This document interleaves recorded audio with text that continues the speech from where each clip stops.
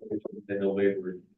We're good. We'll send them your way if we have any stray. Thanks, Oh, and there's Great. Marla. Where is she? There she is. Okay, great. Welcome everyone to the late February Conservation Commission meeting and welcome to our newer members. Bennett and Abel, you've been a member for a while. Welcome back. And I think that's it for everyone on new members this time. And we've got folks on Zoom and folks here in the room, lots of business to cover. Let's have a call for attendance, please. Sure. We'll start in the room. Bennett, Here? Randy, Here, Abel, Here. Pete, Here. Jessica, Here. Sorry, is that me? Here. thanks, Kathleen. Maggie, I heard a dog bark, but not a Maggie saying here. Right, I'm here, and so are they. Thank you. Marla? Here. Thank you. Also joining us are Counselor Karen Shoup, Autumn Spear, our Planning Director. I'm Jamie Fitch, the Sustainability Manager, and on Zoom, Emerson Goodrich, who's the town's Sustainability Fellow with the AmeriCorps program. awesome. She's zooming in with us, and we've got a couple of attendees. So attendees, when we reach public comment, if there's anything you'd like to say, feel free to raise your hand and we will allow you to unmute and make your comment. So I'd like to begin our time together with an acknowledgement honoring all Indigenous people, the people who came here before us and nurtured this place as stewards of Mother Earth, the first people, and make this acknowledgement aware that this land is unceded and that issues of water and territorial rights and encroachment upon sacred sites are ongoing in the Wabanaki homeland. I acknowledge the Owaskawag people who once lived in what is now Scarborough, and that as we support efforts for land and water protection, we honor the current tribes who have stewarded this land throughout the generations. So we have our minutes that Jamie once again capably took and circulated. Except that I do appreciate that Marla found an error. Excellent. And emailed me about it. So, in the section, with the Parks and Conservation Land Board update, it says that Jessica is not the chair of the committee. That not should be a now. She is now chair of the committee. So that will be, we'll have to amend the minutes to reflect that revision. That said, is there a motion to accept the minutes as amended? Abel, thank you. Second, Second. thank you. And we shall roll call. All right, so I need to be better about this. So alternates only vote if we don't have a quorum, which we do have. So Bennett, I will not be calling on you for roll call, but Abel, do you approve the minutes? I approve of that. Thank you. Randy? Yes. Pete? Yes. Jessica? Yes. Maggie? Yes. Marla? Yes. Kathleen? Yes. Thank you. Thank you. So, reviewing tonight's agenda, we're still cranking on our primary goals of conserving land, building resiliency and engaging citizen stewardship and promoting citizen stewardship. So we will be touching on the environmental standards, an update on land bond and looking at a draft memo to the town council in support of the proposed land bond. We'll have an update on the conservation open space plan and review some planning board submittals.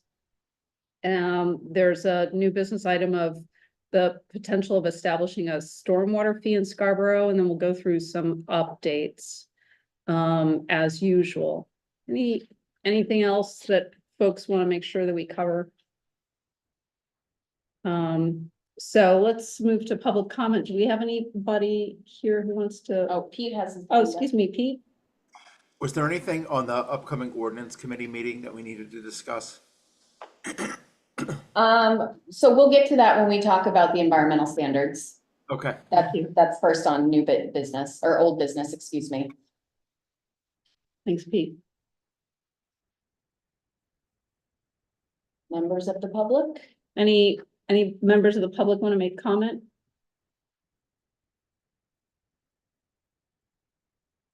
Okay. Seeing none, let's move to old business. So let's talk about what Pete just brought up, update on the ordinance. Yeah, so it's scheduled, the environmental standards are scheduled to go to the ordinance committee on March 13th. And related to that, we'd asked our GIS person to pull together mapping application to kind of help us understand how the proposed standards are going to impact various properties. So the link was shared with the commissioners in the pre-meeting email or the meeting reminder email. Autumn, did you want to bring it up? Do you want me to bring it up? Oh, I don't have that one brought up. Okay, but I'll can do that find it. one. Sorry, that's okay. Let's see, I have it, but I do. I can do it if they don't make it easier. Yeah. If that's okay, I did have What's some that? questions. I have some procedural questions. For the about- agenda? For about this, about what's happening for the next steps for the You environment. wanna do Yeah, okay, that while good. I pull Yeah. this up? Well, I Yeah. had a couple questions and then just procedurally, and then I had a specific question about in regards to something specific within the ordinance. But first, I wanted to first comment that was made to me by staff was that my understanding is that, Autumn, are you giving a presentation to SEDCO on this? I am after they had requested, yeah. So after ordinance? Mhm. Okay, so Yeah, that was yeah. something that because I wanted to be prepared for SEDCO to be showing up to ordinance if they were going to No. be having concern. It'll be after. Okay, It's on the 27th, I believe. okay, and so that was one of my things was Was that unclear at to their me- request? What's that? Was that at their request? Yes. Yes. That Correct. staff present to them Yeah. about this Yeah, and environmental I think standards? I'm bringing this up because I also want people to understand there are other people very interested in this who already don't maybe feel like this is already restrictive. And so when I met with Jamie and Angela, I was like, should I be going to ordinance to reaffirm this? And so I think I would like to know from, I think, staff, maybe if they feel like someone needs to go to ordinance in March to support this. If we're up against anyone who has specific concerns at this time. And then I'm just gonna riddle off all my quick questions. Yeah. Okay, and the last one was, I had met with Jamie and Angela Blanchett, who is the town engineer, and one of the questions that we were having, I think it was in regards to a recent planning board thing about setbacks for rivers and, my understanding is for the main thoroughfares, I'm not using the right words, it's a 250 setback for like the rivers. Is that right? The buffer, the natural resource setback? So it is, Well, and I'm gonna take a step back, so, because we had a workshop with Cape Elizabeth, and they were referencing their 250 buffer along the river, and I so I think said, they were talking about resource protection Okay. zones. I bet that that's what they were Okay. talking about, cause Yeah. our proposal has 100 feet. So these are rivers, streams or brooks that are outside of resource protection. okay. So it's 100 feet is what we have in ours. And I think specifically what I'm wondering is I would like to go back over these setbacks specifically with you guys to see what your things are, because I felt like we made compromises personally, and I would like to see if we can get them more. Do you want me to share my screen? And I want to apologize, I'm not remembering our conversation correctly, but Angela was like, I think we should have farther buffers and setbacks for the tributaries and the feeders, where right now it doesn't look like that's what we're doing. So right now, we do have a larger setback around the Nunsuch. Yeah. But that's the only one where there are increased protections. Yeah. And I don't believe that we as a group compromised on what is being proposed is what the group believes is necessary. Okay, because the And feel 15 free to foot correct me if vegetated that's- buffers and things like that, because I think what I'm doing is I'm preparing myself to either show up to ordinance or to possibly request more. Yeah, may I make a comment on that? Yeah, I actually had a question also, because I was looking at the River Bend subdivision plan also, which we can discuss later, but to me, it looked like the setback there around the Scarborough Marsh was 250 feet. Is that something different than what we're talking about here? Because that's significantly higher than what we're getting at with this marsh migration zone, for instance. That's the resource protection zone buffer that they're required now, so that exists now. So this is in addition to that. Right. So we're not changing any of that, Pete. That's already there, but we just don't have that defined for all these other areas that are actually marsh migration areas. But I guess my question then says, so whichever one's more restrictive, so right now it uses the highest tide plus 250 to establish a setback. Would this change that, or would this, how do those two work together? That's what I didn't get. So this would not change resource protection zones. So this, Okay, so I it's think, so whatever's- your whatever's question more is to make sure we're not making something smaller that exists today, right? Yeah. Exactly. Got it. So, I wanted to make sure that this, because I was looking at this in the context and I looked at hat plus 4, that's less restrictive than hat plus 250 feet for the setback. And Can you know, I think that's probably a good disclaimer to add, which is perfectly fine, that this, so this is the sentence, the more restrictive provision shall apply.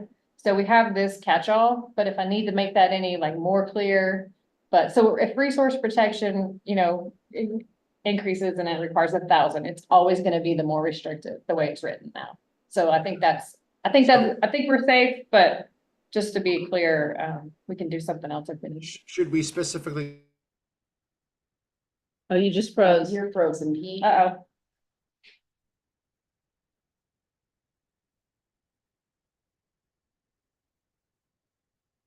All right, Karen, did you have?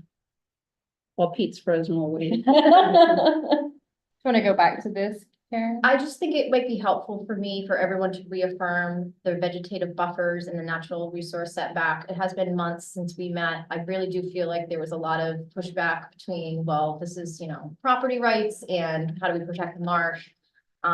Maybe I'm misremembering our conversation, but you know, my understanding was the rivers have so much of a setback, but what Angela Blanchett was saying was like, as soon as you get to the streams and the brooks, the setback isn't as much. And I'm looking at here going, should this be more? We passed this out of commission last month. Right, Yeah. and so I can't, were you not at last month's meeting for that discussion? So in January, Autumn, Pete and I sat down and kind of looked at the setbacks. Yeah.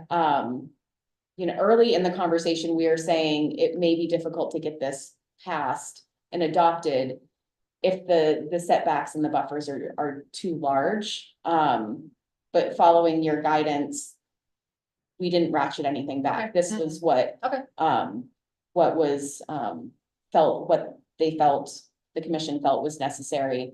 And Pete did provide a lot of input on that in January.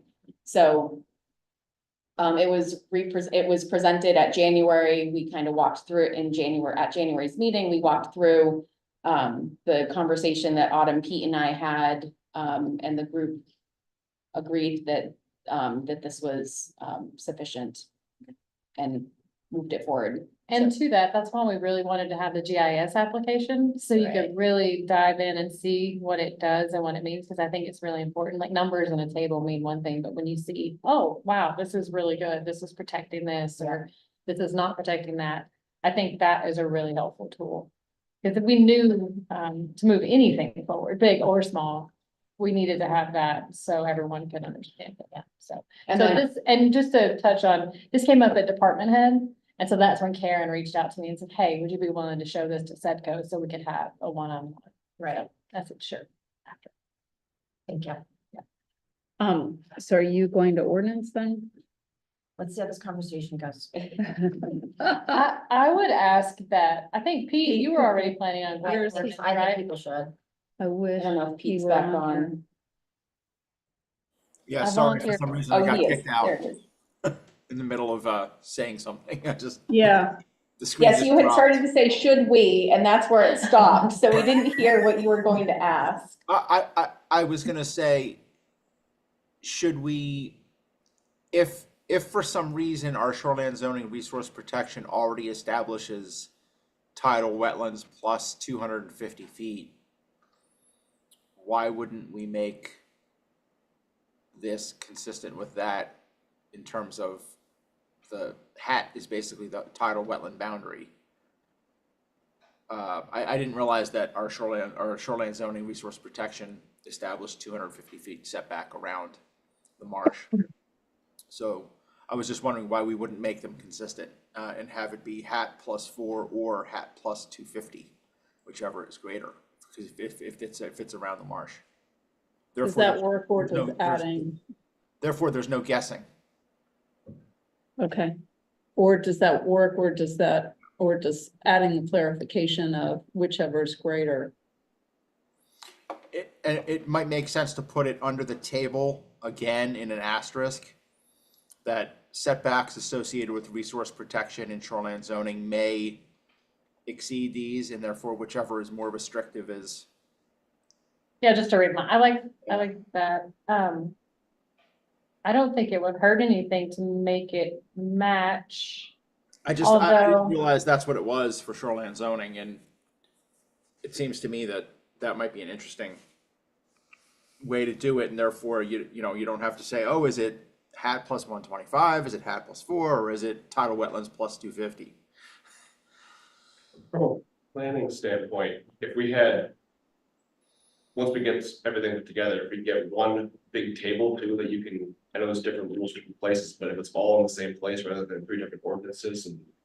Well, resource Yeah. protection and shoreline zoning is different. I Well, can't, I know, but if we could have some kind of Just like a reference guide or or something that would planning be, board. binding the tables, because otherwise, not just for planning board, but for any developer who's trying to figure out, is this meeting that or not?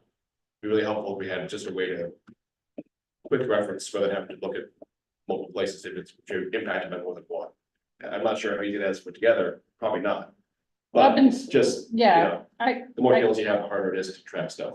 yeah. This will go into our site plan ordinance as part of that, and where I'm collecting all the other stuff into. So I'm gonna put that on my whiteboard, but I can totally keep it, I'm always about simplifying, but yeah, there's only. So I think that would be a good idea. So yeah, if you want to change that to 250, Pete, did you get a chance to look at the GIS application at all? No, Maybe, let me. unfortunately. Well, and so Pete, I have a question for you too. So what are your thoughts on changing, putting the information that's in the table currently for the marsh migration zone under natural resource setback into the vegetated buffer, and then the natural resource setback would be hat +250, so there would still be kind of the a greater setback, but not necessarily the vegetated buffer? Or would you still want 100% of the setback to be the vegetated buffer?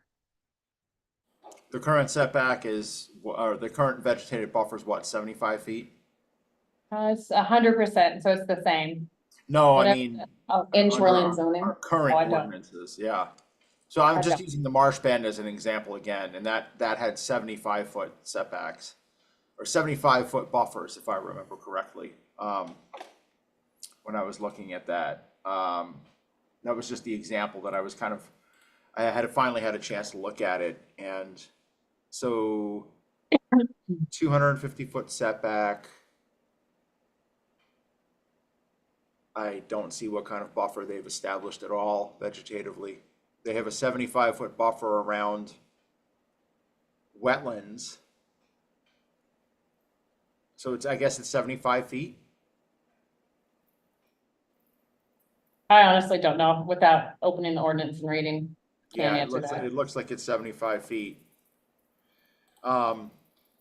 We were originally thinking that having 100% of the natural resource setback would be really important because of the fact that, number one, these are areas that are gonna get wet in the future. So therefore, it probably wouldn't be a good area to develop. And then number two, would make sense to have large vegetated buffers in there instead of just having a setback for development. Because as the marsh does migrate inland, it actually needs native vegetation, especially if there are some freshwater wetlands in there to migrate into, to be successful in its migration. So that's why we had the original 100% of the vegetative, 100% of the setback as a vegetative buffer.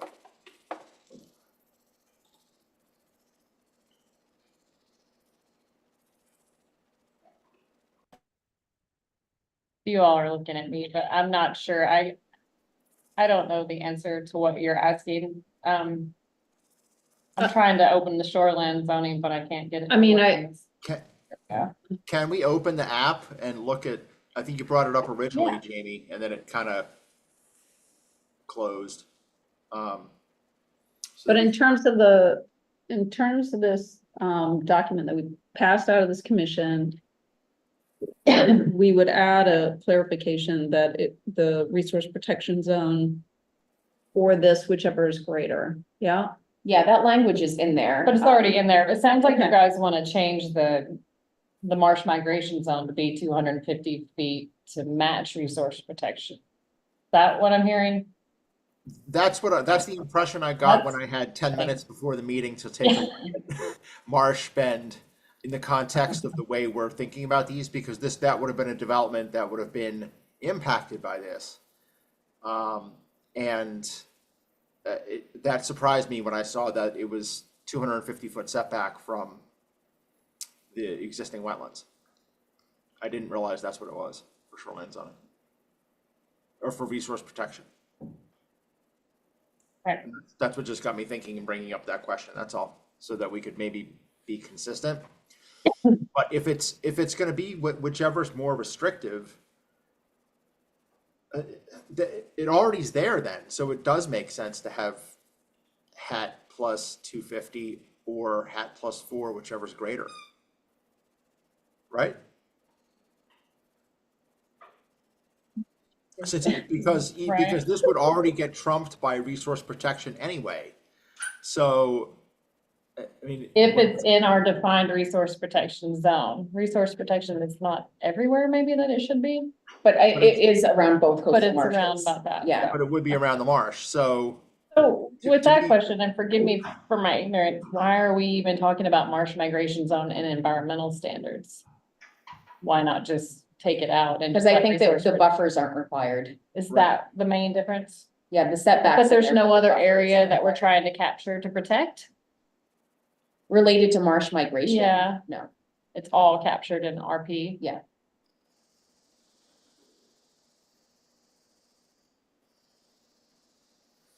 But that's been part of the discussion for a while, is that we have our setbacks, but you can still work within the setback. Sure, And there's no table buffer of what you requirement, can so you can have a setback, but you could still have a I get lawn this. down to the resource, Here, this is what I was showing you, for Okay. example. So this is the table that.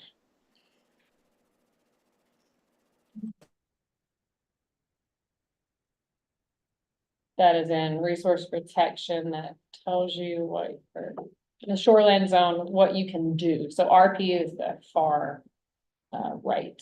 So these are all the things that you can do. I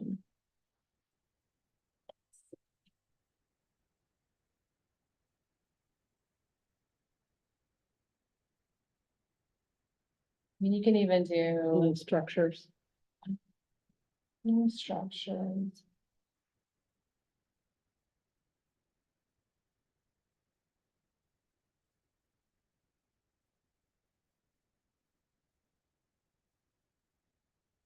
There's not that whole lot. well, some of the issue was the filling, some of the issue was the like the timber harvesting operations. I think that those were both allowed in the RP. Right, and that's what we lessened. Right, with our setbacks. So we strengthened the resource protection zone with the environmental standards for the vegetative setbacks, but we have decreased. Okay, It's basically saying that you can have a 250-foot setback. The setback is 250 feet, but the buffer mm-hmm. Although the way But we have that's it not how written, it's written now. right, the way we have it written, the buffer needs to be the 250 feet too. It's the full setback. Right, Okay. or, And I think what happened is I think the intention, when we first got started, the intention was smaller and it grew. And now the further we go along, the more I understand what we're doing. Cause I'm just the ordinance writer in this particular instance, because this is not my area of expertise. But, okay. So it sounds like you all just want to make it match. Do you need to make a motion to do that? Probably. Yeah. 'Cause I need to submit it to ordinance committee Yeah. pretty. Pete, do you want to make the motion?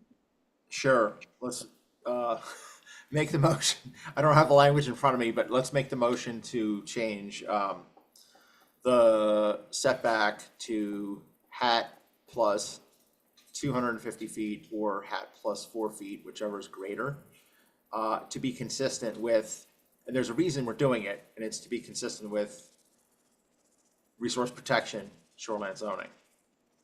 And this is specifically the marsh migration zone? Yes. Is there a second? I'll second. Thanks, Abel. Is there further discussion? Questions on it? All right, Jenny. All right, Randy, Yes. Abel, Yes. Jessica, Yes. Maggie, Yes. Pete, Yes. Kathleen, Yes. Marla. Yes, I'm actually I feel like I should recuse myself from this because I realize that some of this affects land that belongs to members of my family. And though I support the whole thing, I feel like I should not vote on it. Thanks, Marla. So motion passed. Great. We'll make that update. Did you have any other questions about any of the other part of the Oh, setbacks or anything, Karen? No, I think Oh. maybe my recollection was maybe more conversations around the vegetative buffers and the conversations we had like around that. If they're comfortable with the setbacks, they're the experts. Do you want to give Autumn, do you want to give an example, show the web app and give an example, just so this is pulled together because we know we're going to get questions as this gets brought to ordinance committee and town council and planning board and members of the public with how the proposed changes will impact. Yes, I can put the web app link in the chat, Pete, how it will affect various parcels. could we speak about a parcel that's already been recently developed? And what this ordinance may have done to that recently developed review? Sure, I can try. What is it? So US 1 and Willowdale. What is that?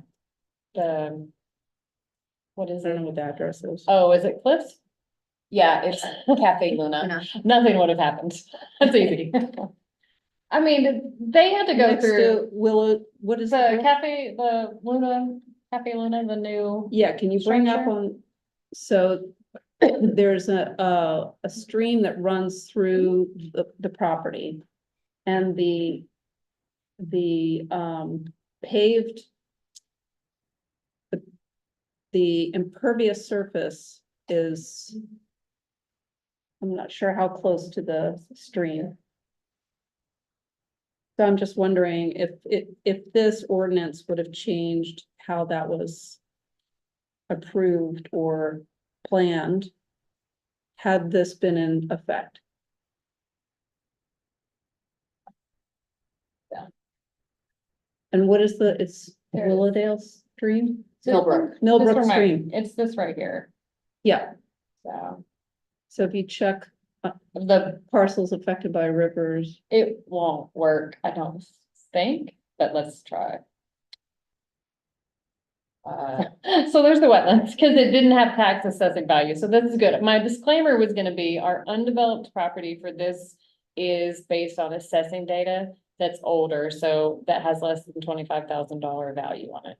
So this one does show up in undeveloped, even though it is developed now. So Right. there will be some Okay. weird parcels like Okay. that. But yeah, so, the wetlands you can see, no And Arnold. the you- other if you do the disclaimer too stream- is that the wetlands are based on the National Wetland Inventory, which is not a very accurate wetland source. It's more of like a screening tool. So like you So- turn on that layer and say, oh, it looks like there's a good chance there are wetlands here. Wetland delineations are only good for 5 years. The National Wetland Inventory was done decades ago. The rivers, streams and brooks would have taken care of this whole site. Nothing would have been able to be done on that site. So Okay, they had to get specific zoning, Board of Appeal approval to put that non-conforming use back in its same configuration, and that was approved. okay. And then So they- this whole site then with this, if should the standards we're passing out of commission Mhm. be in effect, this whole site would not be able to be developed, the Right, entire site. that's pretty much If this it. was in place when that property came before planning board for that And- development. Right, but it was already developed and zoning board gave it Oh, approval yeah. to. Yeah. Okay. May have been- May I But ask it a was quick already question? developed, it was already developed, but what was the impervious surface the same? Yes. Yeah. I believe, yeah. And so That's- the way that's that, why. the way this is written is that even though this exercise, we had to pick a number to go for developed properties. So if a project is redeveloped, it would still apply if it requires site plan and subdivision is the way it's written. So it's not just vacant, it will pick up some undeveloped. But this again is the same reason we have concerns, you know, you're rendering a piece of property null and void, Yeah, basically. yeah. So that's the conversations that have to be had. And this app is really good because it shows you, oh, wow, we could have prevented this mistake, but oh, wow. This property Right. is, the value. Yeah, is I was- increased. I was thinking more like, I don't know what the measurements are. I It's mean, really it's saying the small. whole, yeah, it's a small property, but if there was a way to build so that impervious surface is not coming up so close to the stream. But there's still a way to develop part of the property in terms of, planning how to use less of that property for impervious surface so that the stream is protected. So, This is yeah, a the little 100-foot misleading, though. buffer. I think it's important to point out, this is a little misleading. The buffer should only be 75 feet here, not 100 feet. On the rivers, Yeah. Our setback is 100 feet. The vegetative buffer is 75 for river, stream, or brook. So Yeah, take so this is- 25 feet off of that. this is the setback. They can't build in the setback feet. Oh, okay. I got confused then because it said 100-foot buffer. Oh, I agree. Yeah, I can see. what I you're didn't saying. realize No, I didn't realize you were showing the setback. I thought you were it's showing. the natural resource setback is what's showed on this. So the setback is a little less, but the natural resource setback. Bennett? So in the case where you have a redevelopment of something, and maybe when it's first built, it's not great, and when it's already violating the standard, they're gonna redevelop it. If we make the rules so that you can't waive anything to the planning board, for example, right now there's no waivers listed. The trouble might be that someone's not gonna wanna redevelop the site even to lessen the impact, even if it's still not gonna be fully conformed. To cost them money to do redevelopment, they'll just leave it there as impervious surface forever. And so then you're never. That's not ideal either. Build this site either, you're gonna have a rotting building there forever, because we can't develop it according to the new standards. Yeah. So you do need to be careful about how you do that, because you want someone to develop a site, even if it's failing these things, if they can lessen the impact, Right. and they won't do that. And so that's the question There's no and problem. about how planning board and conservation commission can work together so that. We know that they're gonna be redeveloping a site like this. Can we have in the future conversations to say, how can we protect this stream? So that the impervious surface is not right up on it and we've got runoff straight into this I stream. think what's tough is the example you pulled up was approved by zoning board for them to go ahead and read and use the print that they had already. I personally think zoning board maybe needs a little more training about what their qualifications are and the implications of the decisions that they're making. Because that is a whole nother beast of zoning board. They are not thinking about the environment at all. Mm. They're thinking about what the use is for that particular property. I can tell you, for that particular property, there was a lot of pressure to redevelop it and get rid of what was there. We want something. We were told, we want this, this rotting building needs to go away. We finally have someone. That was the message we got. And so I think that's, so it's interesting that I was very involved with that property when that Okay. went through, and that was the message we got. Well, So, and it's to have a restaurant, another restaurant in Scarborough is an amenity, right? So I'm not just denying that. It's just I sort think of it's also important to notice that this does not apply to redevelopment. This only applies. to It does, Pete. So it requires, we talked about this last time. These requirements apply to all new development requiring site plan or subdivision approval. Right. And you have to do a site plan approval if you rebuild or you expand by 100 square feet. You have to do site plan approval if you change your parking lot.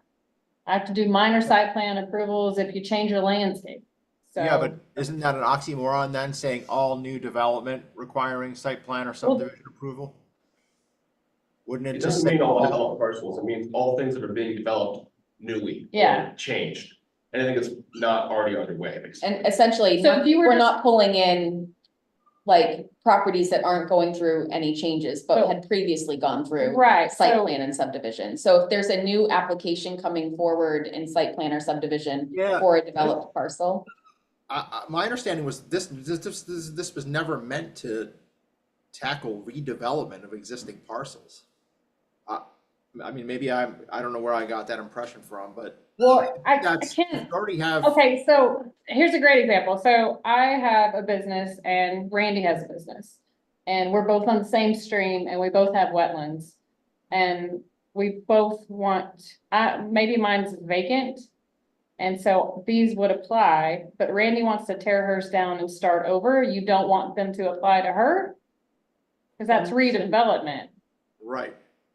So that's why it's written this way. So if you do anything that requires a site plan, now, a building permit doesn't require a site plan. If Randy just wants to go in and change some doors around inside, put some new siding up, no site plan approval. But if she wants to legitimately redevelop the site, then that's what we talked about. This is our chance, because we don't get that chance, but every 30 to 40 years for a site to redevelop. Like, we Okay. won't get Cafe Luna for another 40 years. I got you. Okay. All right. Now I'm That's kind of what we- remembering that. Yeah, that's what we talked about. That was the example you gave. Yeah.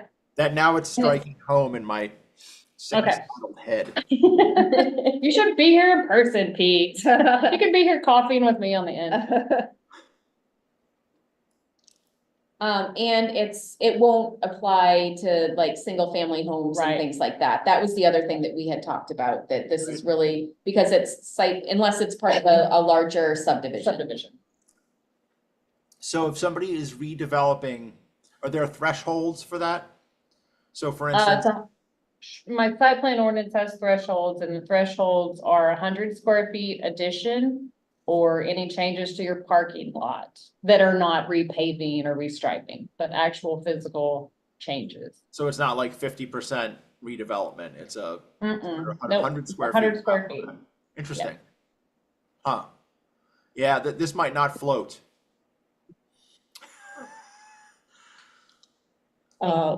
Did you want to show any other part? of Sure, it? yeah, let's go back. And let's, I think Jamie kicked me off. Oh, I may have, sorry. That's okay. So let's go away from that one. And let me show you an example that came in the other day. I mean, or is there another example that you all want to see? well, let's see if we can spend like another 5-6 minutes on this, and because we got a couple of other bigger things also to So cover. this is, let me see if I can get there. I was gonna say, what if we look at one of the properties that we're Oh, reviewing? planning board, yeah. I was just saying, go to the Big Bend or whatever it's called. Oh, right, Marsh Bend. Marsh Bend? Marsh Bend. Do you have Montana on the brain, Pete? Big Bend. So this is 48 Pine Point. This one is the Marsh Bend subdivision. There's an existing single family home there, but this is the property. Let's see. And That so let me turn on, so I get zoning to come in. So you can just see.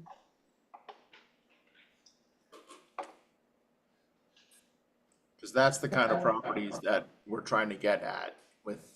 So this one has the RP is the blue in the back, so that's what the shoreland zone already has in protection. And then let's see what it would look like if we put on undeveloped parcels affected by wetlands. So it's still the same. And then you have vernal pools, there's none. And then you have the marsh migration zone. And then, let's see. So there you can see the resource protection in this instance is doing its job. Now, again, they have additional wetlands that they have found, I believe, through their survey that our environmental standards would apply to. But they won't show up on this because they're site specific. Right. Okay. And there's also small ones that aren't connected that they can Right. fill. Right. So this one is good. Let me show you an example, of something. Do we know, I think, did we ask last time, do we know what happened in January with the storms? in I that asked site? and they did not know. Okay. They didn't have any data. I would suspect that, you know, part of it got wet, but because, they are outside of the, or I would suspect that outside of the RP, Okay, so that blue shaded area, it Mhm. was probably okay. okay, Yeah, that FEMA, I saw they put the FEMA preliminary floodplain information on the map too, which is good. Yeah. Yep. That was helpful, They and got it that did look too. like most of their development was outside that boundary as well. So this one, is in pretty good shape with what we had, but, let me take you to Tigris Parkway. And this one, I want to take you to Tigris because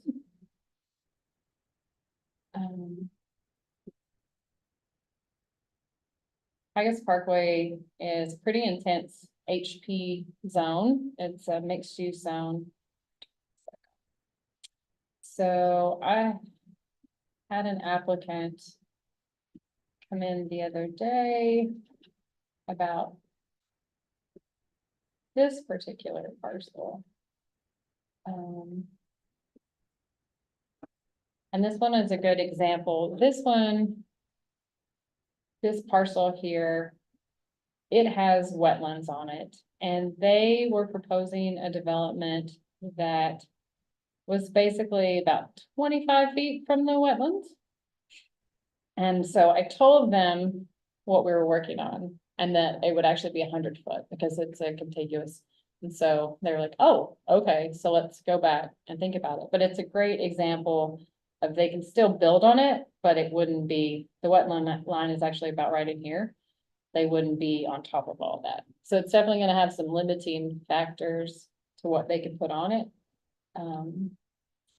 But yeah, so this one, this area along Higas is some of our real world property examples, I think that yeah, some have been people approved, may be they're already under concerned about, development. yeah, or they are for sale, those sorts of things.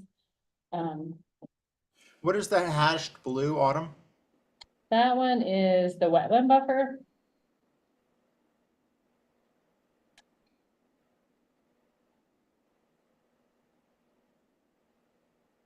It's just, And there's nothing about the town that is wanting to preserve any forested land along this parkway. Right? It's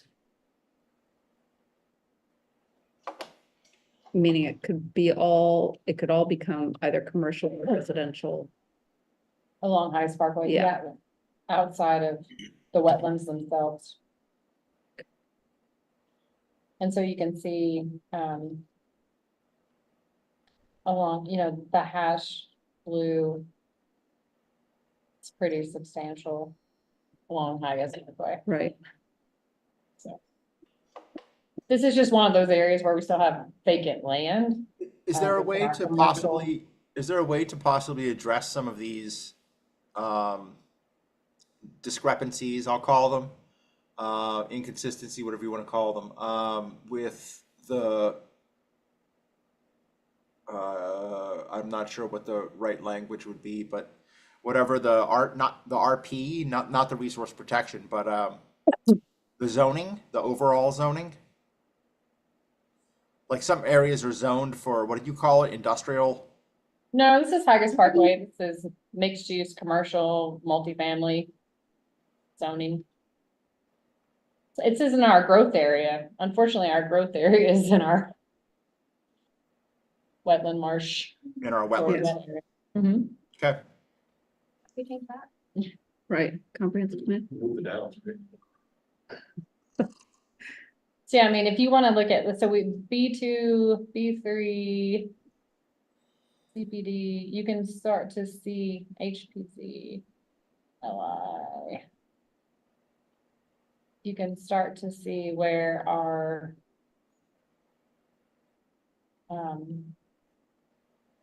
non-residential zoning is, right? So this is it. It's all east of the turnpike, obviously, except for this little blip and then some Running Hill. But if you turn on the environmental standards ordinance and you see everything, you can start to see how impacted it is. So thank you all.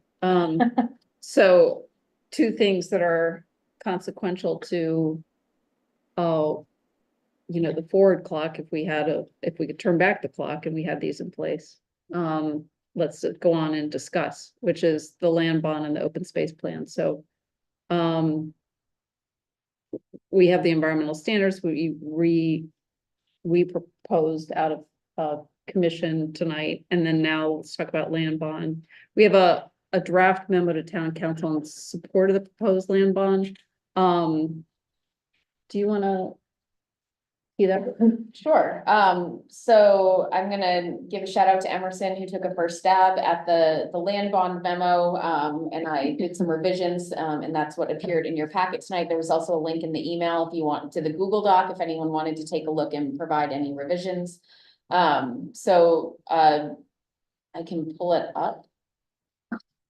If Zoom will behave. And let me. So really just kind of affirming this group's support of the land bond as it relates to 30 by 30, which was the initiative that this group championed it's- last year. It's essentially Parks and Conservation Land Board have made a request to put something on the ballot for the 2024 election. And we, as a commission, our request is we just say we're supporting this PCLB's request. And that we are not saying how much we want, because that's another discussion on the land bond, but that we would support a bond that's greater than what was passed last time, because we're almost out of that funding. Thank you. Yeah. And I don't know, Jessica, if you want to add anything. Jessica's now the chair. Now she's not the chair. She's now the chair of PCLB. Jessica, you want to add anything here? Where'd she go? No, Oh, there she is. you just didn't appear. Yeah, so they sent that letter of recommendation in January. PCLB does have a charge, I think, to make these recommendations to town council, because we monitor how much is left in the fund. And put that $5 to $10 million figure in with the caveat of doing additional research to understand what that amount should be. I know Scarborough Land Trust has also submitted a letter of support, and so I guess I'm very supportive of submitting a letter of support. Thank you. Does anyone have any thoughts on the content, if there's anything that's missing or any revisions that are needed? Pete has his hand up. No, thanks. I was just wondering if there has been any agreement on an actual number in here, as opposed to saying greater than, because that could be 2.75 million. No, there's no, that's future discussion and recommendation. Okay. And I think that I've mentioned that Randy and I reached out to the Trust for Public Land to see if we could get help from the Conservation Finance Department, who would help with polling related to the purposes of the land bond and the amount. However, I last heard from them this afternoon, and they still have not decided whether or not Scarborough is going to be one of their 2024 measures, or if they're gonna opt out. Which goes to the amount question. Thanks. And Abel and then Maggie. Thank you. I wasn't sure, and maybe this is a scope for our purposes, but just, I know there's been recent town survey feedback of the desire to, related to growth. I don't know if that's another element we could potentially add, in addition to the 30 to 30, but also, the community's feedback to also consider. That's great. Yeah. Yeah. Absolutely. Thank Yeah, you. that was like a 70% or something like that, wasn't it? In Right. terms of concern. I think that'd be a great stat to grab. Agreed. Good thinking. Thank you. Thanks. Maggie? So, just a question, tagging on to what Pete was saying about the number. Who makes the decision about the number that will go before that I guess will be included in the referendum question? Who makes that decision? How does that get decided? The council ultimately approves the number that goes to the voters, but the Parks and Conservation Land Board, I believe, is going to make a recommendation to council. Okay. At some point.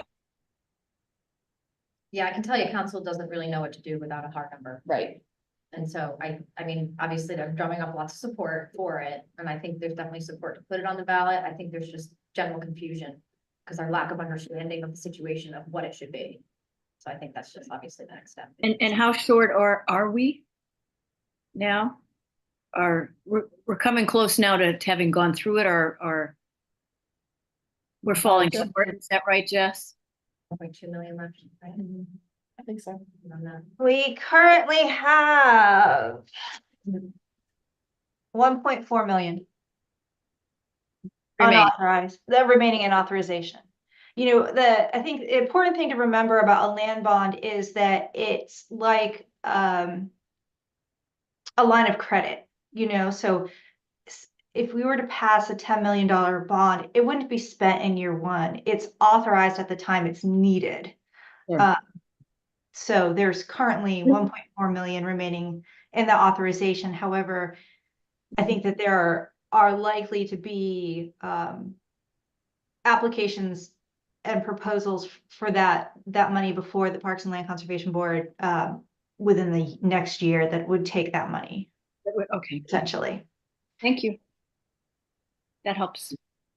Keep in mind that voters hate going up, and so we keep the number to something that's not going to scare people off too much, because there may be other things on the ballot as well, who knows? School issues again, people worry about taxes, they're fighting, oh, I don't, anything that's a bond, no. Smaller the number is, the more likely it is to pass, but we also want to get a number that don't bring up to the voters very often. Yeah, it's not So 100. It's a balancing act, and it may not be, well, you only need 2.5 million for 4 years, you can get 10 million now, you get for 10 years or something. But what can you pass the muster with the voters, is the question. Consider that we're also moving forward without an open space plan. I just want to put that out there, because I think that's also a consideration. Yeah, and we know,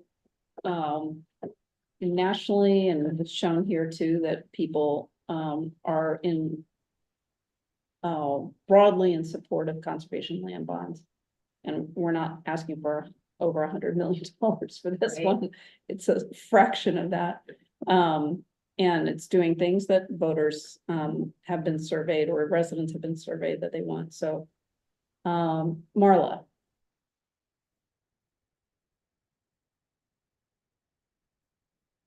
She go. Marla, you're muted. Thanks, Thank you. Maggie. I was just wondering about the timeline for getting this question on the ballot this year. I think it's pretty fast, isn't it? I mean, I'm not sure when council has, like, as a new counselor, I'm not quite sure when the decisions have to be made about ballot, but I think by the summer, we have to make a decision. I feel like May. Is it? Is it? I feel could like the just be- school vote was in July though, when they authorized the bond to go to the Okay. voters was in July Yeah. last year. I feel like the sooner the June, better, but- so you can educate more I about think it what would be is. helpful to have a number sooner rather than later. I think if we want to talk, if you want to talk about numbers, let me know. And I can go on, but if that's not what the discussion tonight, I think the memo's good though. Jessica, did you have something to add? Oh, just that I've heard that it's June. But Maybe It's it's almost- July, You're so somewhere close. in there. summer. I mean, the ideal, in my experience, working at the Trust for Public Land, and that's what I'm talking from, the ideal method to determine the number would to do a statistically valid telephone survey of likely voters to understand the willingness to pay at the household level, and then you scale, then you, depending on the likelihood of voters, that's how you would determine the number. I don't know that we will have that opportunity here. That would be my preference on how we come up with a number. There are other methods. We just sort of have to see what resources are available to us to be able to determine that number. Is there a plan B for if parks or Trust for Public Land isn't available or doesn't select Scarborough? Is there another plan in place for how to come up with that number? Yeah, plan B is we'll figure out how to come up with a number. But no, not a methodology other than, oh shoot, we need to come up with a methodology. And the coming up with a number is the work of the primary work of the Parks and Conservation Land Board, right? I would say a recommendation, right? Again, Yeah. Parks, PCLB can make a recommendation. At the end of the day, it's still town council that will make that decision. It's not Okay. PCLB making that decision. So this is a memo in support of PCLB's request, with the addition of noting the Community survey. findings. robust voice from the residents. Do we have a motion to approve this? A motion to approve? Thanks, Kathleen, and Abel seconds. I'll second Discussion? with the, I'll We have second a with second. the clause. Oh, we already had a second. I was gonna say, as long as the clause of including the fact that 74% of our survey respondents thought Scarborough was developing much too fast, and then 77% had a top concern of the pace of community growth and expansion. As long as we Excellent. include something like that. Thank you, and thanks Emerson for drafting this. Great job. All right, so we'll roll call now, starting in the room. Abel? Here. Randy? Yes. Jessica? Yes. Maggie? Yes. Marla? Yes. Kathleen? Yes. Pete? Yes. All right, thank you. And I will add that wording, and Randy, have you take a look at it, and kind of give the final thumbs up. And then we can discuss getting it over to council.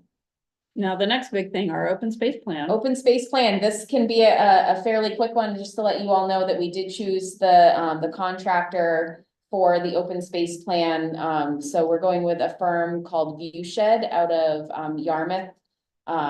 They're formerly Spatial Alternatives and Terry J. Dewan. They've recently changed their name to Viewshed, and so we will, Autumn and I will be working to get a meeting of the ad hoc committee pulled together in the near future, and then we'll do a kickoff with the firm as well and get that underway. Jamie, could you say the name of that company again? View Yes. Shed, Viewshed, yes, like view, like, like view and shed. Mhm. oh, One okay. word. Okay. Like a scenic vista is a view shed, like a nice thing to look at. Oh, okay. And we thank Maggie for being the representative from the Conservation Commission on the Open Space Plan Committee. Yes, And Pete added to the chat the language. thank to you. grab. Okay, planning board submittals. All right, so this time, we just included in your packet, and this is what we can do next time. This is a really fast way we can look at our submittals and say yay or nay. And most of them are probably always gonna have one box checked yes, but the first one is the Marsh Bend subdivision. And I think we've looked at that one a bit already. Let's see if I got it still. Oh, did I lose some time? I think I closed my. Nope. So the Marsh Bend subdivision, they did a sketch plan back in December. I think you all saw it. It had 12 lots. And so they came back, now it has 9 lots plus the existing. So it's much better. They originally had the lots going through some of the wetland areas, the fingers in the middle. And are they still planning to give some of that property to the Scarborough? They are, they've All that- had conversations with Scarborough Land Trust. That was at the bequest of planning and engineering. And so that is still underway as far as I know. So that's great. Let's see. Is it connected to other SLT property? It's What is connected it? to state land, and so we actually asked them to reach out to the state, but they haven't had any luck finding anyone. To actually, At so, IFNW? yeah, so if anybody has any good contacts for them, but. Yeah, I think I have a It- name. Okay, give me the name, because it did come up at planning board when they did their sketch plan, and so either way, the property, go back, share. Is going to be,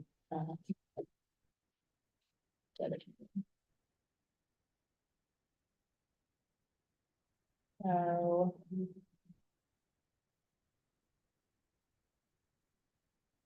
And this one is scheduled for planning board on March 18th. So I did have a question. Mhm. Is the stormwater BMP within the RP zone? No. Okay. The RP zone is this line back here, I believe. Let's see if I can find it better.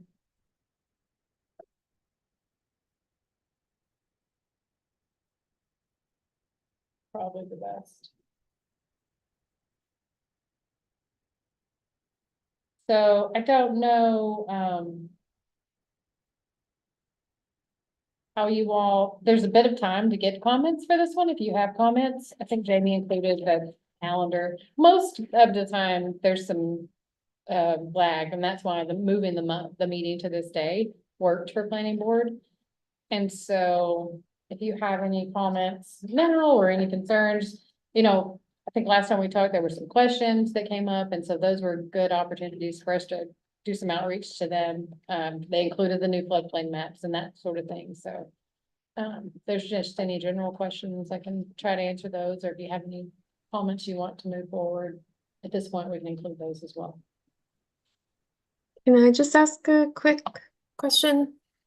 Yeah. Um, do we have any information about how much land they are thinking about conveying to Scarborough Land Trust as part of this project? Even a ballpark? I do not remember off the top of my head. It's probably in the narrative. I can get that answer for I you. think, I think it says 170 feet of open, or 170 square feet. 170,000 square feet of open space. That sounds about right. It would be, and that would be not even worth it. 170,000 So a little, square yeah, feet of 4 open acres. space. Well, I appreciate the checklist in the document, but it's the preliminary conservation checklist in this document, it differs from our checklist from previously, Mhm. or our previous checklist, in that we had potential solutions to the answer to the question. Sure. So, sure, okay, developments adjacent to the wetlands, flood zone, shoreline, we're trying to get to, and so what about that? Right, and so Yeah, let me back up. I get the submittals on a Monday and I have to give this to you on a Tuesday. yeah, I haven't done the reviews on Oh, this yeah. yet. And so I cannot incorporate your checklist. I have one planner and me. And so we do everything. oh my God, Yeah, there's no staff. When you think of staff, I write all of your ordinances, I do all the committees, and then I have one planner that does planning board, we do long range planning and all of these things.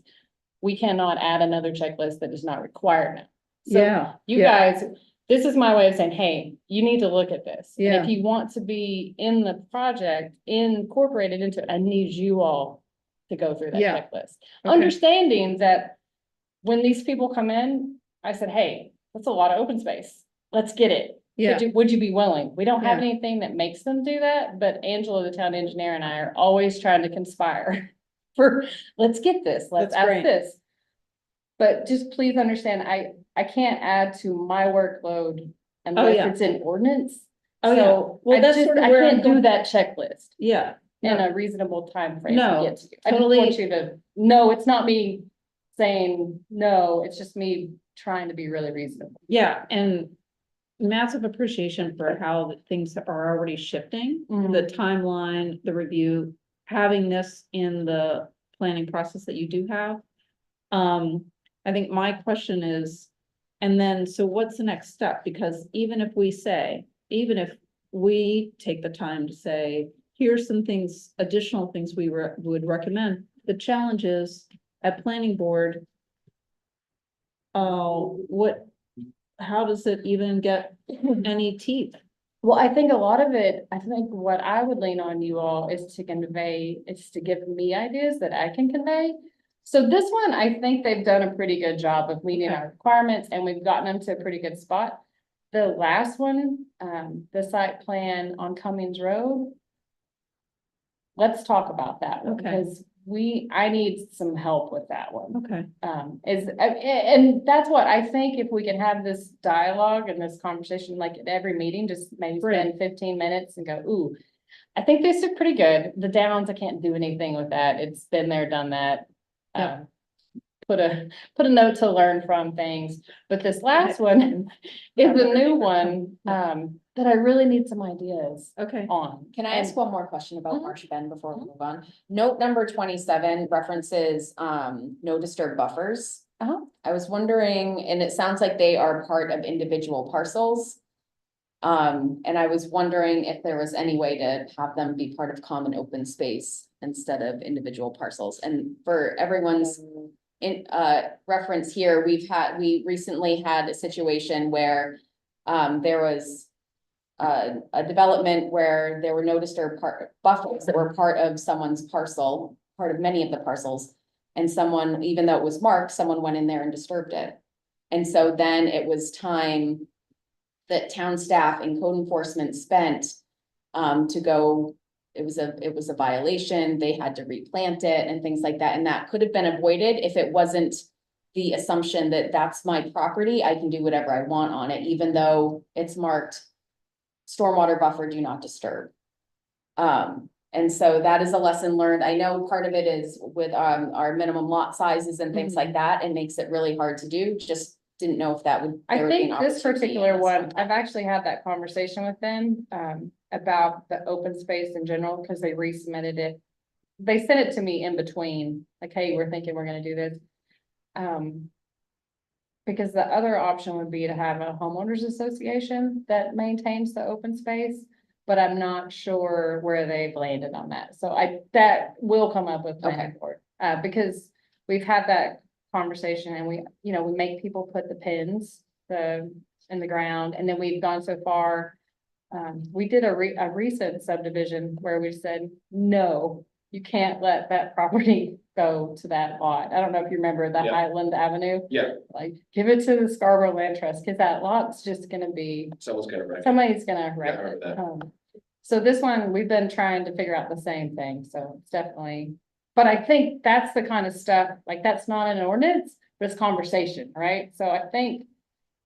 And whenever I have conversations with people more than once, I'm like, ooh, we should probably put that in ordinance, or we should start to see how we can change that. So, and maybe that, this is a period where we go over ideas and brainstorm solutions, to Randy's point, and then those turn into ordinances where we just don't have to do them anymore. It's standard stuff.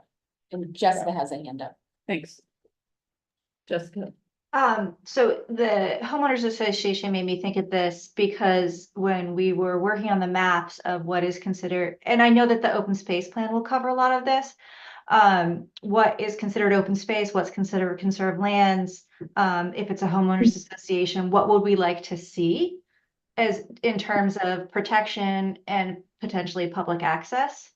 And so one of the thoughts I had is if the state doesn't want it, if it doesn't work for Scarborough Land Trust, are there other restrictions, deed restrictions or conservation easements or trail easements? Are there other types of interests that the town could encourage to protect, not only protect, keeping people from, doing whatever they want on that land, but then also providing other amenities to the town so that does count towards either open space or conserved lands, which I know that's all like open space committee, but how do we think creatively so that there's some permanent protection? Well, so those are two different questions. So the permanent protection, I think, really is achieved through Scarborough Land Trust or some other body. Homeowners Association, those where I'm from, they generally dissolve after a certain period of time, but you don't have the town doesn't oversee deed restrictions, which come with homeowners associations. But then, and what else you said is something that I think maybe we need to talk about, because public access into someone's neighborhood is a completely different thing. So this is Absolutely. And so, and I'm I think, not saying it's appropriate here, but if it was a Oh, yeah. connector or it's next to state land, I mean, there are times where that might be something to bring up in a conversation. I was just gonna say, I think that might be a good conversation piece to figure out when that might be appropriate, because that has come up a lot, like in that particular subdivision you're talking about, they're a gap, but they don't want the public on there. And so maybe if we do, once we get the open space plan done and we have ordinance changes that are recommended for implementation, and maybe we decide we want to count homeowners association land, but maybe there's some parameters to put on it, or we have some thresholds. So those are just conversation things. I think that comes up quite often about public access, or is parking allowed, or, dogs and that sort of thing. So it kind of just raises a lot of questions. So my go-to is Scarborough Land Trust or the state, if you can figure out somewhere else to do it. But some of the developers may not always want to do that because they don't want other people on the project, right? So it's But if there was a That's conservation fascinating. easement, it wouldn't necessarily require public access, but it would provide permanent protection. If the town had Exactly, the easement and the homeowners association was in charge of managing it for Yes. however long the homeowners association exists, we could achieve permanent protection through that conservation easement. And it Yeah, would be a tax liability. yes.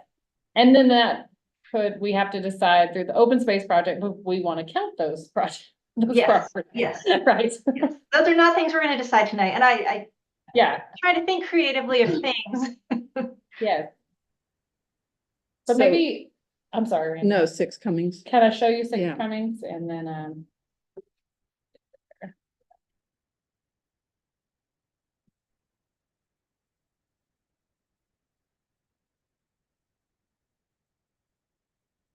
Currently a hotel. no, it's a Currently a single family house. home. Okay. An older home. Trying to build like a warehouse. Okay. Thing for most people. So it's, contractors,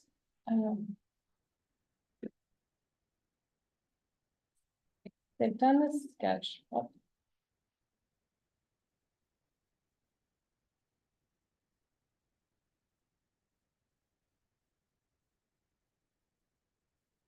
maybe this one's, yeah. So this one has, like on the right, this one has, Like that far. It's like a million emails. this one has wetlands, it has a CMP easement, it's just. It So these hasn't are, popped up on our screen yet. oh, share again. Red Brook. It is in Red Brook, yes. Caption.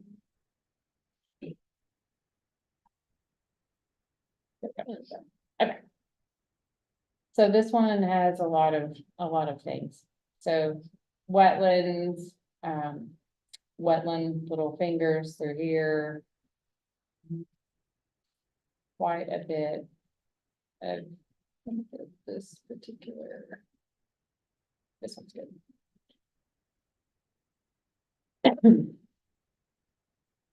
So, you know, they have, snow storage in the wetlands and they have some small wetland impact. They have parking, you know, this is a particular example that, gosh, those buffers and the environmental standards would really help, right? Some sort of setbacks. And so this is one that, it's tough because I know that, you know, they bought this property for a certain amount and they're trying to put a certain amount on the property, but is it in fact appropriate, you know, given the situation? And so if we have the buffers in place, it wouldn't be that big of a conversation. We'd have the pre-app with them and this is what you have. But where we are now, we don't have those in place yet. And so looking for particular comments and concerns and ideas. You know, And where's Red Brook? Does it run through it? It goes right through it. Do they know the Gorham connector is going through there? I think that they do, because this property sold the back, before this was sold, the back of it has already been deeded over. I mean, to me, that's the big thing. I mean, it literally fills the middle of Red Brook.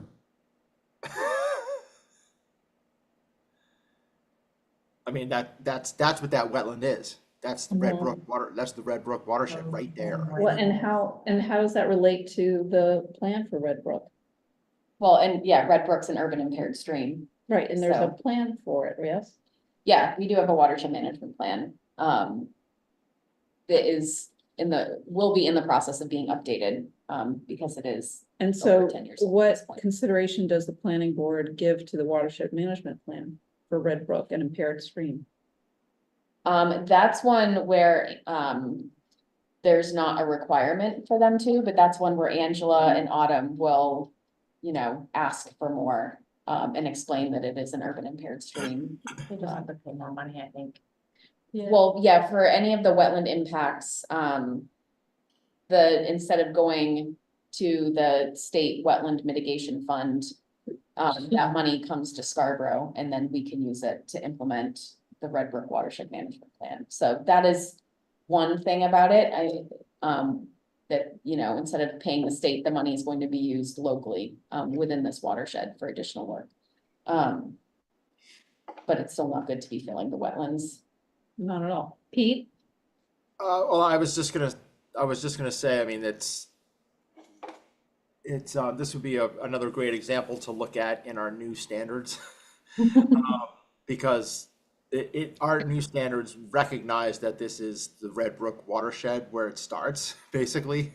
Or not where it starts, but flows right through this parcel and keeps going to the parcels to the north. So, I have a lot of problems with this proposal, as it's proposed. Trouble is without an ordinance in place, planning board doesn't have the money. They're not asking for any waiver. Planning board has to approve whatever the ordinances say, And right now we don't have protections in place. even if we don't. Even, I Well, mean, they asked there, for but there's waivers, still though. conversation with applicants. Yeah, and And that's what, requests and, like, there still and can definitely questions be- and encouragement. You know, And where are the conversations and questions happening before having to approve what the ordinances say? I think we have a planning board, and if you show up and a resident shows up and you have your residents and the conservation commission member has a concern, I think you're gonna get more feedback from your planning board members. Definitely. I don't think a memo from us, I don't think us talking about it, I really think the impact of showing up, facing the applicant, having a record, planning board meetings are a lot more attended, a lot more watched. And that's just the feedback I would give with this transition of like, we know we need to do better, we're not there yet. If you're showing up and being like, we're in the process of doing this, we're asking you to be a good resident of Scarborough. That's all you can do at this point. Yeah, and honestly, I've done that before and I've been cut off. Yep. So that's unpleasant too, as a resident. to be That's told. why I want you to use me as your voice. But your staff, Well, and we're- so, and that, we're- no offense, only Yeah. goes so far Yeah. with the people making a decision. Right. Whereas- Sure, but I do say, I will say that if Angela and I make recommendations and we work with, so if you give me ideas, I can say a lot of things to applicants and see how far we can go with things, Yeah. right? Like this particular one, obviously, the first and foremost, the building needs to shrink down and the site needs to become less impactful. But if there are other things, you know, I think that Yeah, I think it's like, it's a two-prong approach. We have to, oh gosh, this is terrible. Right? But in the meantime, we do have environmental standards that we're trying. So this is the poster child. We have some poster children for what you all are trying to do. And I think it's important to go back to the March 13th. I think it's important for as many of you to show up and be able to use real world examples of what you're trying to accomplish. And then I think that will be helpful for that. But for this particular one, yeah, we'll have comments out the wazoo for it and ideas. And the planning board won't just rubber stamp it. There will be a lot of pain had in the discussion. They might make it back for another site plan. Yeah, If it's for- not, if we're reducing the. You know, the size of the building and everything, Mhm. they're probably gonna say, go back and do it. Or if they ask, no, then look, have a year, if they can't do it, then what? Autumn, I was going to ask what the likelihood that the applicant would request a table if there's that many comments from staff. It might be highly likely. I mean, I know this particular applicant, really a pretty reasonable person to work with, not a developer, just an independent person. and generally, as much as I appreciate having parking lots that are not just one way in, one way out.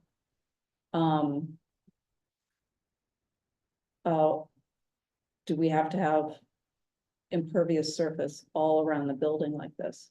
I mean, can we position the building to the side? The planning board can also waive, give the second. Entrance theoretically, if it would reduce impervious surface. Might be something to entertain. Pete, you had your hand up earlier? You actually got my comment about parking. Oh, okay. I was wondering if there was where's the existing house in reference to this? Oh, let me show you on the sheet.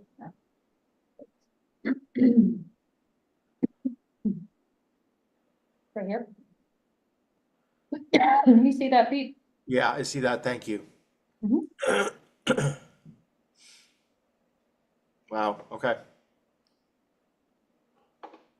Is this discussion then helpful? Does it give you more information from us? The fact Yeah, that. I we're- think so. yeah, Yep. Okay. Anything else from commissioners? Thank you. Anything else on the planning board, please? No. Okay. Okay, to new business, Karen, do you wanna tee this up or? Sure. I mean, I emailed Randy about 2 weeks ago about having a conversation about a stormwater management fee in Scarborough. We've not had an opportunity to speak about it.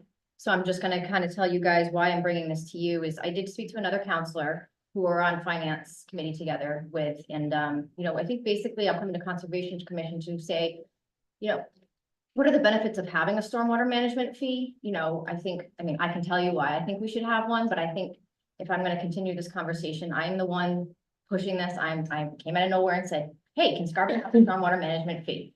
There's many reasons why I think we should have one, including like your taxes are going up, everybody, and it would be nice to be collecting money from, I don't know, like Intermed, who is on your list here, that's moving to Scarborough. They don't pay taxes, but they'd have to pay a stormwater management fee. And so I think these are just something that we're starting to explore a little bit, and I think I think it's good to explore it, talk to different people, get different feedbacks in the different aspects of why. So really, I was just coming to the Conservation Commission to plant the seed and say, hey, I would love to have a little bit of feedback from you guys to explain to full council or to anyone of the real environmental benefits of having a stormwater impact fee. And also, you know, I mean, the next steps of what that be is, you know, what would you use that towards? And I think we have a vulnerability study that's coming out, which would actually very much identify that. But really, again, just the conversation, planting the seed, if anyone has any thoughts, really just looking for feedback from you guys, the experts, the conservation on the environment of the benefits of having one in this town and what it would do for us. Thank you. So every single person in the town would be assigned a fee, and it's based on the amount of impervious area. Okay. So if you have a big parking lot, you know, you have to pay more. And so so if you're a resident like me with my little driveway, your fee would be very minimal. But if you are Maine Health with big parking lots, and I mean, I know this isn't part of your wheelhouse, but they don't pay taxes. So we're also trying to find ways, and I will tell you, part of our budget process this year is we're asking every department, what fees can you increase? What fees can you create? How can we fee more? How can we make more money as a town? I mean, I hate to break it to you, everyone's taxes are probably going up with the reevaluation. We're trying to really figure out ways to make more money. And so this was one of my ideas was, you know, how do we deter development? Instead of someone just doing a parking lot, we're saying, hey, actually, it's gonna cost you more if you wanna pave more, if you wanna continue that. And so there's many different aspects to it. A lot of it is financial, but I do think it would be helpful to have the Conservation Commission's just general feedback of how this would be beneficial for Scarborough environmentally. Thank you. Yeah. Pete and then Kathleen. Thanks, Karen. I think it's a great idea personally. And I was wondering what other communities in our region may have already implemented stormwater. Sure. Yeah, and I'll email you guys this podcast that I found that was actually really interesting. So Portland has one, Bangor has one, Lewiston has one. Does South Portland have one? South Portland and neighboring communities have the Long Creek Watershed Management District, which Okay. essentially functions as a stormwater utility, but just within that watershed. So Okay. I would say, I think I just listed 3 of the 5 municipalities that are bigger than us currently. So we're Okay. getting pretty big and we're just paving more. Yeah, that's very helpful. And do we know if the more natural paving, whatever they call that, that soaks in more Porous pavement. porous pavement, does that also is that also impacted by the stormwater fee, or does that lower the cost? That I don't know. I don't believe that that's typically calculated as part of impervious cover. Okay. I mean, right there might be a positive also if we want more not more paving, but if we want more pavement to be not impervious but pervious, that might be another carrot associated with that stormwater fee. So I will just note that it depends on which watershed you're in. Okay. No, that's helpful. Thanks. I was just wondering about that. Thanks. I was just gonna suggest that I would love someone to recommend we decrease our impervious cover allowed to 85% nearly throughout the town, which is extremely high. Yeah. What should it be? 60. What is it, like one ordinance? It's in the zoning ordinance. Just change it. It's easy. Let's do it. Say Any motion that? So there's a suggestion for motion, but I also want to go to Kathleen first. I'll be quick. I just wanted to say that I think that's a really great way to encourage less paving and, you know, to offer incentive to do less harm. So it's a good strategy. Thanks, Kathleen. There was a suggestion for a change in an ordinance right now. Did you all hear that? This is we're having a discussion about a potential stormwater fee, but in the middle of it, there was a suggestion that we change the limit of up to 85% impervious surface to 60%. Yeah, nearly all of our non-residential zoning districts are at 85%, which is really high. Even our TBC districts, you know, and so that's, it's really high. So our new landscaping standards will back into it a little bit, and help, but yeah, 85% of a site paved or with the building is extremely high. It's just in the face of everything you all are trying to do, and it's a pretty simple. And I don't want to pressure you guys, but you only meet once a month, and so if you guys agree with this, I encourage. I mean, if you it's to- something you all are on board with, and I can't do it tomorrow or anything. But It can go on the whiteboard. and some pretty, well, it's already there. I'm just looking for somebody to sponsor it. But yeah, it's definitely something. that you Pete? I was wondering if 60% is more in line with environmentally responsible paving. Yeah, how does that fit with low impact development? How does 60% stand with other stuff? Yeah, I can't remember exactly what is in the what's going to be recommended for the LID standards, but it will be less than 85% for sure. And we're waiting for guidance from DEP on what the LID standards, low impact development standards will need to be. But this could be a good intermediary step also. Those will be available. Those are like June, July, right? That's Summer. their goal. Goal. We'll see if they get there. And this also, I think, is sending a message if we are continuously plugging away at ordinances and updating them despite whatever is in the queue. Somebody like to move this? Make a motion? I'll make that motion. Thanks, Uh, Pete. yep. Is everyone clear what the motion is? It looks like Maggie, I was gonna second it. second Maggie, okay. Discussion? Is 60% too high or too high still? That's what I was wondering. I'll take a look at it, Pete. That was just kind of my feel, you know. It's better than any- Sounds good. But yeah, and it may be different for different district, you know, or more intense.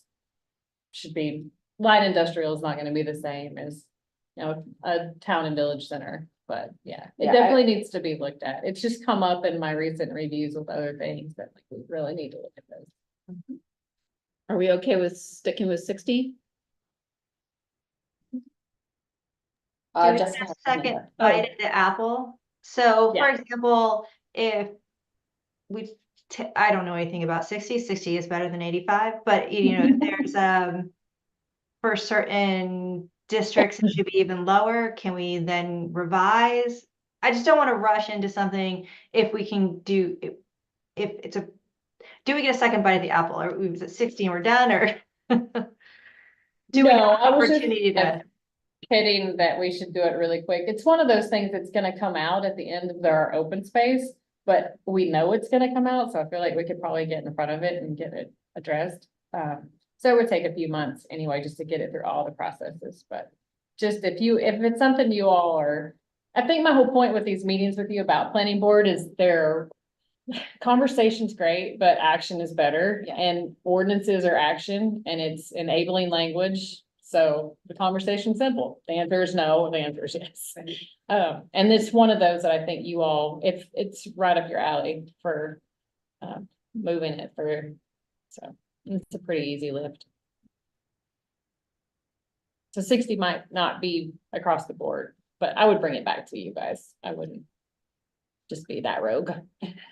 So if this is probably not the final decision, should we really take a vote on it this evening other I than think just? it's, well, are we charging Autumn with a task? Yeah, I don't know that we need a vote to ask Autumn to do this when she's saying that she will, but I'll. It's up to you. Yeah. Vote. I rescind my motion.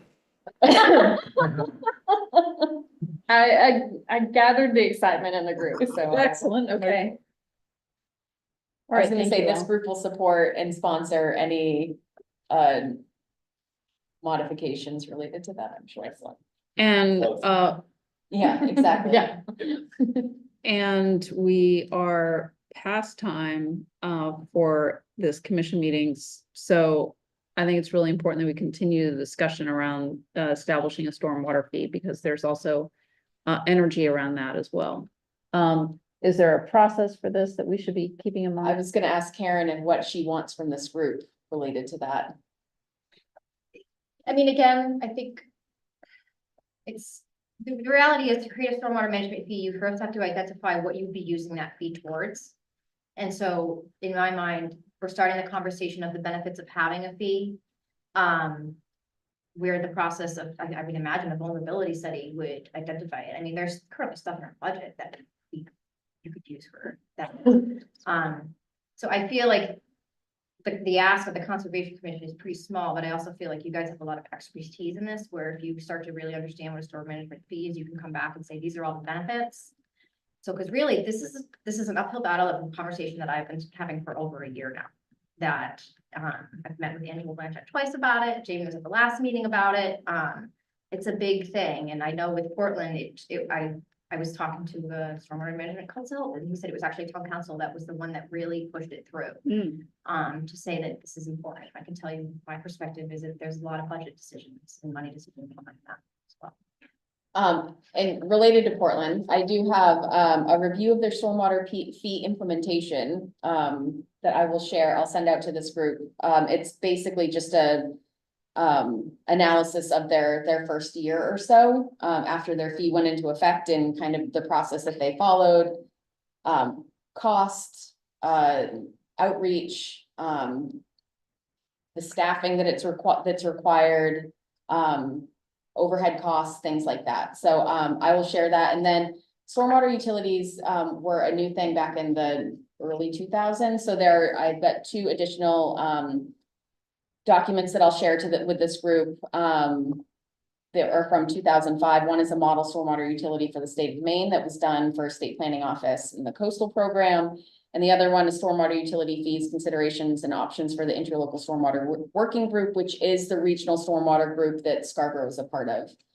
So it was kind of some considerations and analysis and thought around that. I will say that the common, there's a reason that Portland, Lewiston, and Bangor are the ones with the utilities, because they have a lot more impervious cover than Scarborough does. And so there is some benefit to thinking more regionally, and that's what some of these, especially the ISIWIG, the Interlocal Stormwater Working Group one, suggested that we should be thinking regionally, because we'll share the overhead costs and things like that. But it's still something to start talking about and thinking about, and if Scarborough is gonna take a step towards this, there may be other communities around us who are ready to take that step also and would follow our lead and join in, so.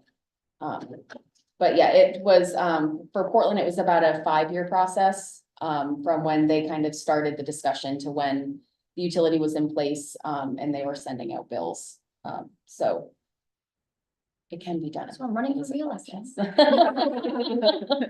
was just gonna The say, one it's you're in. certainly in line with a lot of the things that are in our comp plan about the health of the marsh, et cetera, et cetera, et cetera. So we might not be a huge, we're not a city like Bangor, Portland, or South Portland, or Lewiston, but they also don't have this marsh. Correct. That's a big driver for me. Awesome. They're required tax, a voter referendum to let a fee.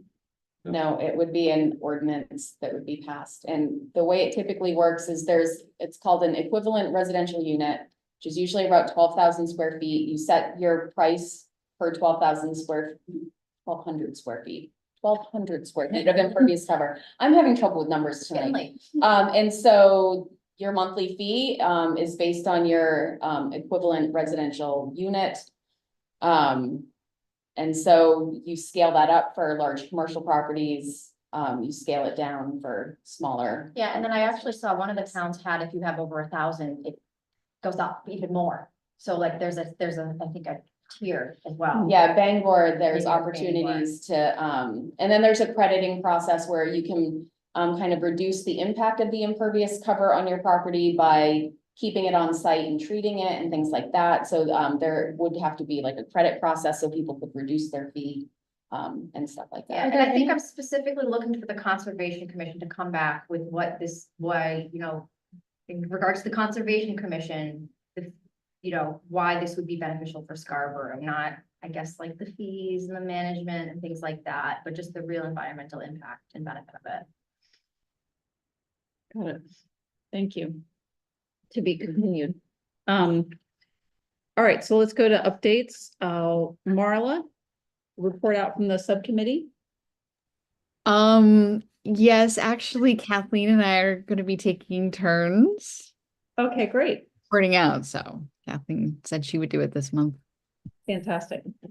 And since we're over time, I'll just give a quick update that Marla reached out to Beverly Johnson to talk about to planning a program around blue carbon and the marsh. So we're at the beginning stages of that, and I will be working on some pieces to submit to the leader around various topics.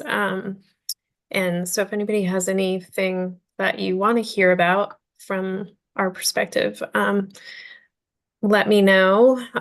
Also, we're thinking about ways that we can connect with other events that support the efforts around open space and the land bond. So those are our priorities. We're aligning with the priorities of the council commission. So thanks. Thank you. Thanks, Kathleen. Town council? Else? Anything else? Feel like you already got it all. Thank I you. encourage anyone to show up to ordinance just to speak in support. Cool, thank you. On sustainability. Sustainability Committee, working to move forward the commercial PACE program, which unlocks funding for energy efficiency projects for commercial properties. That's going to the ordinance committee in March as well. So it'll be very conservation, sustainability focused ordinance committee. And anything update from the Parks and Conservation Land Board? Our next meeting is tomorrow. We'll be talking about next steps for the bond referendum and qualitative assessment form and things like that. Thank you. All right, well, we've reached the end. Thank you all. Next meeting, the 27th. We don't need a motion. Do we need a motion to adjourn? Technically, but usually. Excellent. Motion to adjourn. Yay, we're all in favor. Thank you all. Have a good Thanks evening. all. Nice to see you.